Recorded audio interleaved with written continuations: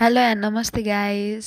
म चाहिँ धेरै दिनपछि नै ब्याक भइसकेको छु अनि यो चाहिँ होलीको मिनी भ्लग हो। सबैजनाले चाहिँ हेरेर लाइक कमेन्ट सेयर गरिदिनु है। सुरुमा त म पहिला आफै नै घरमा कलर लगाएर टिकटक बनाउँदै थिएँ।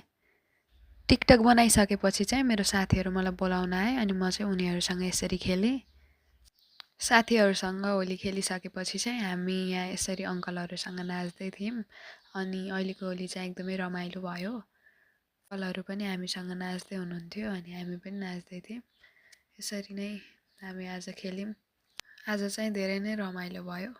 एकछिन नाचिसकेपछि चाहिँ म मम्मी अनि दिदी भएर चाहिँ एकछिन घुम्न गयौँ अनि हामीलाई चाहिँ झ्याउ लाएर स्न्याप बनाउँदै थियौँ।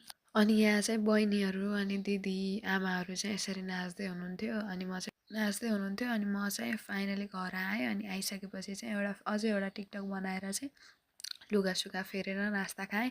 आजको होली चाहिँ यसरी नै रमाइलो भयो। लास्टसम्म हेरेर चाहिँ लाइक कमेन्ट सेयर गरिदिनु है। Thank you for watching.